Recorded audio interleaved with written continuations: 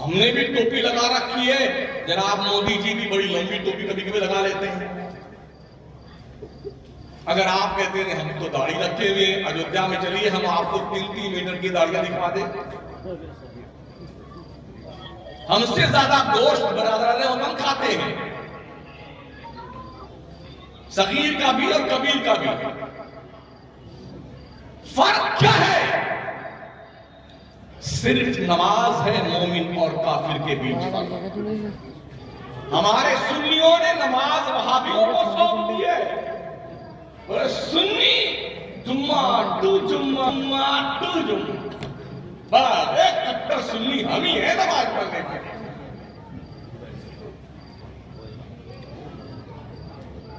کوئی مر گیا، اب ابھی آج کل کوئی اسپیشل ایسی جنازہ تشریف لاتا ہے، ہاں اس کو سجا بجا کے رکھتے ہیں۔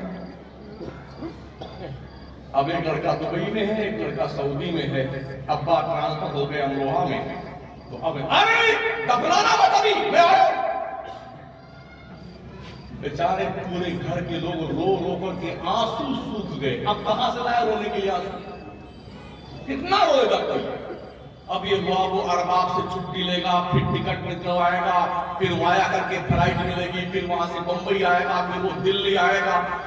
رات گزر گئی، دن گزر گیا، پھر شام ہوئی، لوگ آئے اور چلے گئے۔ ٹھیک کیا ہوا؟ گڈو آئے؟ کہانی گڈو نہیں آئے۔ ہے کوئی گڈو ادھر؟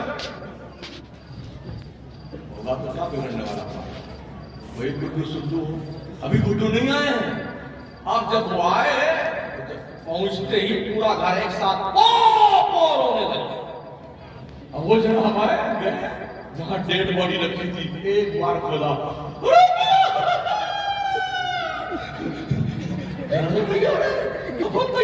تیری ایسی کی تیسی، اتنے کام کے لیے تو نے 24 گھنٹہ اپنے باپ کو اس کے آخری منزل سے دور رکھا۔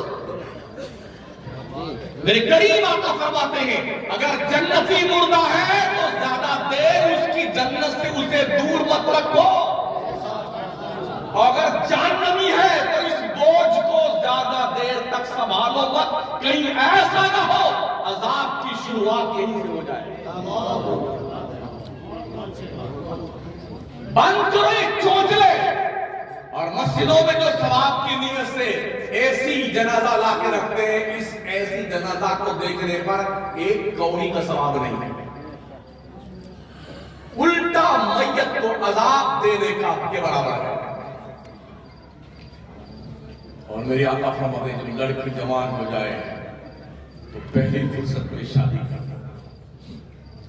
کتنے لوگ منگتے ہم نے دیکھے ہیں، ابھی ویڈیو وائرل ہوتی رہتی ہے۔ بس تیسرا میں ایک ساتھی آ گیا تھا کمینا، اس نے اپنے لڑکے کی شادی ٹھانی اور گھوڑے بٹھایا اس کو دولہے ادا کر، اور دیسی بھی منگوائی، اس پہ کھڑا ہو کے 20 لاکھ یوں لٹا دیا اس کو۔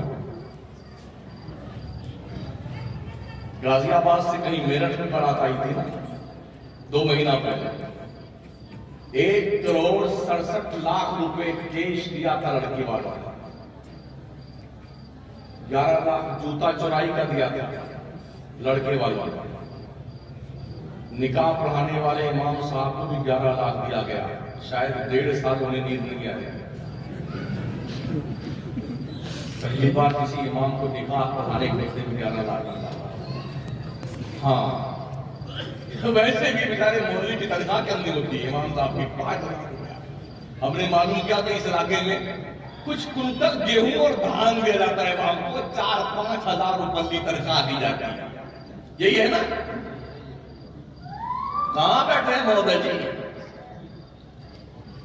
وہ امام جو تمہاری زندگی کی سب سے امپورٹنٹ عبادت کا مقتدا ہے، جس کے پیچھے تم نیت باندھ کے خدا کی بندگی کرتے ہو، تم اس کو اتنا مفلس بنا کے رکھتے ہو۔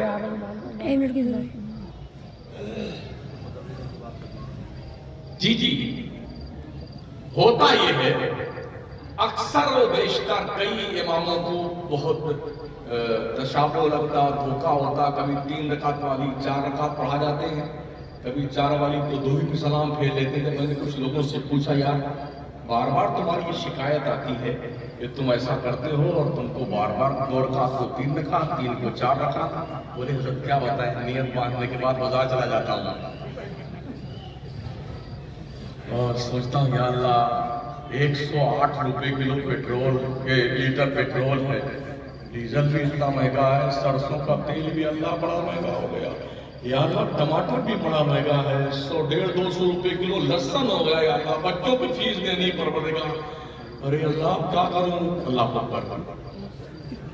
تو حضرت یاد ہی نہیں رہتا ہے کہ کتنی رکعت پڑھائی ہے.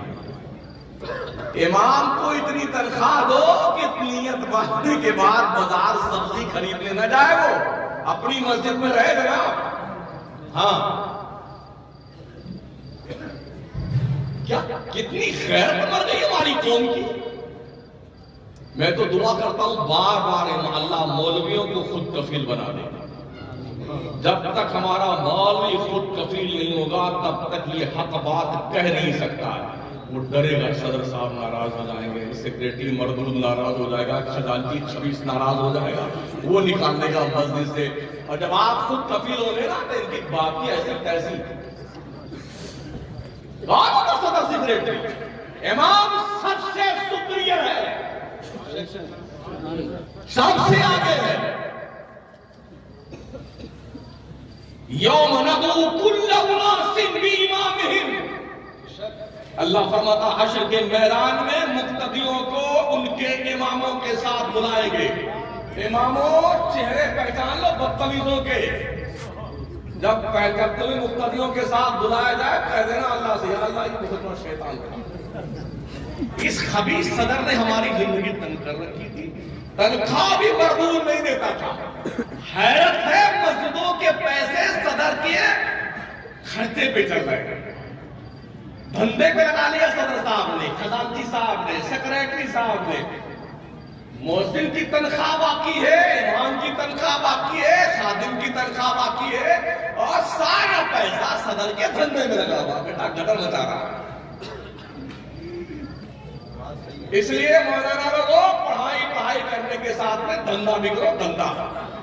اور یہ بھی سن لو قوم کے لوگوں، ہم پڑھنے باپ کے ساتھ دھندا کرنے پائے کسی کا باپ ہم سے اچھا دھندا نہیں کر سکتا ہے. اس لیے کہ باب البیوع ہم پڑھتے پڑھاتے ہیں. بے ملازمت کیا ہے، بے سلام کیا ہے، بے تعاقی کیا ہے، کب منعقد ہوگا، فصل کب ہوگا، ہمیں یہ سب پڑھنا پڑھانا تھا. تم کیا کرو بے کسے کہتے. یہ شکر مناؤ، احسان مانو ان علماء اور ائمہ کا اقل قلیل تنخواہ میں تمہاری بدتمیزیوں کو جھیلتے ہوئے تمہارے بچوں کو اللہ رسول کی بات سکھاتے ہیں. ورنہ اتنے کم پیسوں اور تنخواہ میں کوئی تمہارے گھر پر تمہاری چوکیداری نہیں کرنے آئے گا. ہاں مرنے لگو تو قرآن خوانی کرے بیچارے، جی مر جائے تو فاتحہ کر کے بخشمانی آ جائے، بچہ پیدا ہو کان میں اقامت کہہ دے، اور شادی کے موقع پہ حضرت نکاح پڑھانے آ جانا. اگر کسی نکاح پڑھانے والے نے کہہ دیا کہ مجھے 5000 روپیہ نکاح کی پڑھائی کا دے دیجیے، کہاں قرآن میں لکھا ہوا ہے؟ ہاں حدیث میں لکھا بتا. یہ جو ڈھول باجے نگاڑے اور ڈی جے لے کے مردود تو آیا تھا، یہ لکھا ہوا قرآن و حدیث میں. یہ بارات لکھی بھی قرآن و حدیث میں. لڑکی والوں سے 2.5 کنٹل گوشت کاٹو گے فرمائش کر کے اپنی دودھ بھروایا ہے، یہ قرآن میں لکھا ہوا ہے. او بھیک منگے، لڑکی والوں سے پیسہ لیا ہے، بلٹ کی گاڑی کا پیسہ. کہاں لکھا ہو قرآن اور حدیث میں؟ اصلی کام تو مولوی صاحب کرتے ہیں، نکاح نہ پڑھوائے بیٹے ہی گھومتے رہو گے. یہ اصلی کام مولانا کرے. بتائیے یار، ڈاکٹر لفظ پکڑنے کا بھی پیسہ لے لیتا، 500 روپے فیس، 1000 روپے فیس، 2000 روپے فیس. بمبئی چلے جائیں تو 55,000 روپے فیس. صرف ایسے 4-5 منٹ دیجیے پیسہ. اب دوا لکھتے ہیں جائیے کہیں دیجیے، آپ جانے. آپ کا کہا اچھا ہو تو تم ہو، مرو تو تم، ہم نے کیا کرنا، ہمارے 5000 کھڑے ہو گئے. کیا تم نے مولوی کو اس سے بھی سستا سمجھا ہے؟ جو تمہاری اولاد کو اللہ رسول کی معرفت کا پتہ دیتا ہے. تو دیندار بناتے ہیں. کیا ان کی اتنی بھی ویلیو نہیں ہے؟ کہیں ایسا نہ ہو کہ سارے علماء یہ کام چھوڑ کر کے بزنس کرنے لگ جائیں، تمہاری میتیں دھری رہیں گی، سڑ جائیں گی دروازے پہ. یہ دھیان رکھنا. لاک ڈاؤن کے پیریڈ میں ہزاروں بڑے باصلاحیت اساتذہ جو ملا حسن اور اس جیسی بہت ہدایہ اور جناب والا صدرہ اور بخاری پڑھانے والے لوگ، یہ لوگ جنہوں نے مدرسہ پڑھانا چھوڑ دیا اس لیے کہ قوم نے لاک ڈاؤن کے پیریڈ میں اپنے علماء اور اماموں کا دھیان نہ دیا اور بیچارے غربت کے عالم میں کتنے انتقال کر گئے. غیرت ہے نا عالم کے پاس، غیرت وہ ہاتھ پھیلا کے بھیک نہیں مانگتا. مر تو جائے گا، بھیک نہیں مانگتا. غیرت سب ہٹ گئے، دھندا کر رہے ہیں. جو 5,000 روپے پہ نوکری کرتے تھے آج ان کے یہاں میں نے کئی لوگوں سے ملاقات کری، 10 اور 20 نوکر لگے ہیں، ان کی تنخواہیں 18,000 اور 20,000 ان عالموں کے پاس جو کام کر رہے ہیں. ایک اور برائی ہماری قوم میں، ہم خان صاحب ہیں، ہم ترک صاحب ہیں، ہم شیخ صاحب ہیں. یہ بھی جنگلی کانسیپٹ ہے، جنگلی کانسیپٹ. اسلام میں کوئی جگہ ہے اسے بتا دو. کیا آپ بتا سکتے ہیں بلال حبشی کس برادری کے تھے؟ خان تھے کہ ترک تھے کہ انصاری تھے کہ سید تھے؟ بتاؤ مجھے. چودراہٹ چھاڑتے حبشہ کا رہنے والا ایک دم خلاف ہے کعبہ کا کالا بلال. کوئی بتا سکتا اس کی برادری کون سی ہے؟ جب ضرورت پیش آئی ہے تو کعبہ کی چھت پر اذان دینے مکے کے ابو بکر نہیں، عمر نہیں، عثمان نہیں، حضرت علی نہیں، دیگر صحابہ نہیں، اس کالے بلال کو مصطفیٰ نے کعبہ کی چھت پہ کھڑا کیا. وضع میں تم ہو نصارہ تو تمدن پہ حنود، یہ مسلمان جنہیں دیکھ کے شرمائیں گے.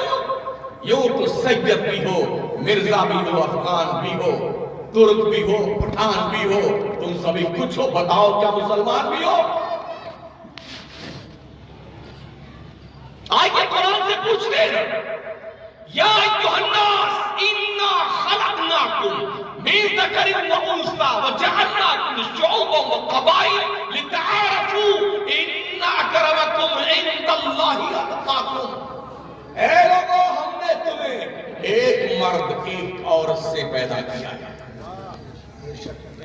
پٹھان نہیں، ترک نہیں، انصاری نہیں، نائی نہیں، فقیر نہیں. اللہ نے انہیں دے انسان پیدا کیا.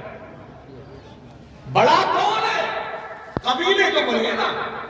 اللہ جعلناکم شعوبا وقبائل، ہم نے تیرے گروہ بنائے ہیں، قبیلے بنائے ہیں. only for introduction، پہچان کے لیے. یہ فلاں ہے، یہ فلاں، یہ فلاں ہے، یہ فلاں ہے. بڑا کون ہے؟ اللہ فرماتا ہے ان اکرمکم عند اللہ اتقاکم، تم میں کا بڑا وہ ہے جو اللہ سے سب سے زیادہ ڈرتا ہے. یہ بتاؤ نا یار، کہاں اس کا کانسیپٹ اسلام میں ہے کہ ہم برادری بات کی بنیاد پر پڑھے ہیں؟ تو پھر تم میں اور غیر مسلموں میں فرق کیا رہا ہے؟ وہ بھی فارورڈ، بیکورڈ، پنڈت جی، ٹھاکر جی، یہ شودر، یہ فلاں ہے.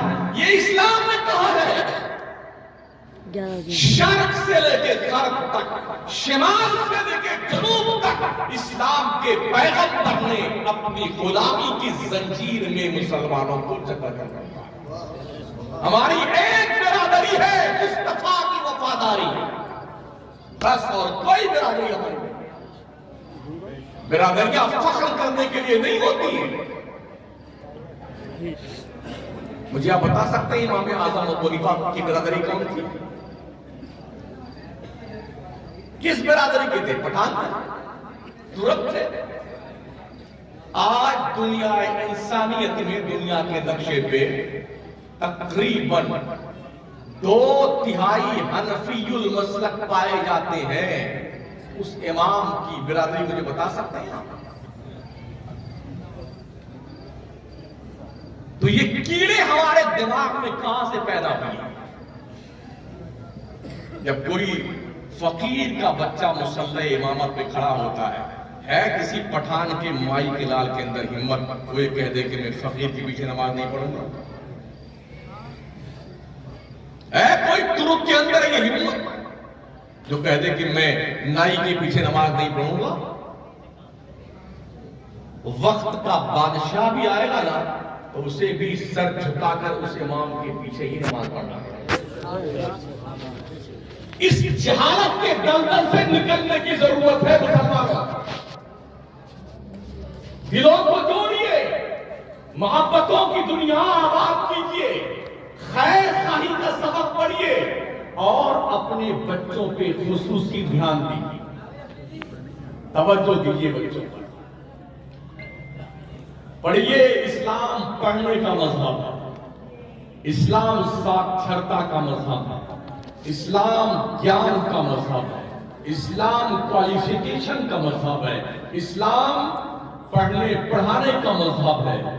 کتنی حیرتناک بات ہے، جس قوم کے مذہبی کتاب کا آغاز نزول کے اعتبار سے کوالیفیکیشن سے ہوا ہو، اقرا، اس قوم کی کنڈیشن یہ ہے صرف 2.5 سے 3% لوگ کوالیفائیڈ ہیں۔ بتائیے نا، شیڈول کاسٹ سے بھی ہمارا معیار تعلیم کے معاملے میں گرا ہوا ہے۔ آج تو حکومتیں بھی دیوار پہ نعرے لکھاتی ہیں، انگوٹھا ٹیک رہے نا ایک، گائے بھینس چرائیں گے پھر بھی پڑھنے جائیں گے، ساس بہو ایک ساتھ پڑھے گی، مہیلا ان پڑھ نہیں رہے گی۔ او مسلم قوم کے لوگوں، حکومتیں اپنا کام تو کر ہی رہی ہیں، تم نے کیا کام کیا پڑھنے لکھنے کے بارے میں؟ کیا کام کرتے؟ کیا توجہ دی آپ نے تعلیم کے اوپر؟ نہ دین کی تعلیم آپ کے پاس میں ہے، نہ دنیا کی تعلیم آپ کے پاس میں ہے۔ جتنی بیدار قومیں ہیں، ہوشیار قومیں ہیں، اپنی جنریشن پر بڑی محنت کرتی ہیں۔ انہیں پتا ہے کسی بھی قوم کے بیک بون کی حیثیت اس قوم کی یووا پیڑھی ہوتی ہے، ریڑھ کی ہڈی اس قوم کی نوجوان نسل ہوتی ہے۔ اس لیے ساری قوموں کے بچے لندن، امریکہ، جرمنی، کینیڈا، برطانیہ پڑھتے ہیں، ہوشیار لوگوں کے بچے۔ بچے لوگوں کو جھنڈا دے دیا ہے، ڈنڈا دے دیا ہے، جھنجھنا دے دیا ہے، اس تالاب کا پانی اس تالاب میں لے جاؤ، اس ندی کے پانی اس ندی میں لے جاؤ، اس میں ملاؤ، اس کو پلاؤ، 4 بار 3 بار شراب پیو، مست رہو، پڑے رہو کتے بلی کی طرح سڑک پہ اوپر۔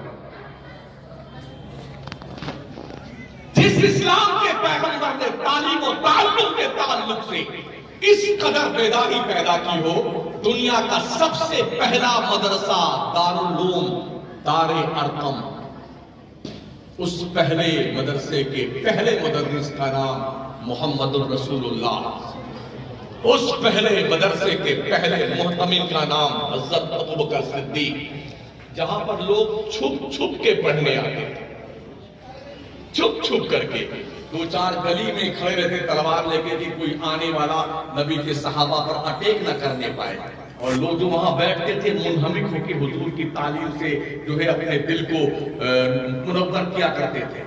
یہ بڑھتے بڑھتے ایک دور وہ آیا جب اسلام کے پیغمبر نے اپنے اصحاب کے ساتھ بدر کے میدان میں اپنی اس وقت کی حیات طیبہ کے تعمیر کردہ اذہان و قلوب کو لے کر 313 کی شکل میں لے کے اترے تھے نا، تو 70 کافروں کو قتل کیا گیا تھا، 70 کو گرفتار کر کے لایا گیا تھا۔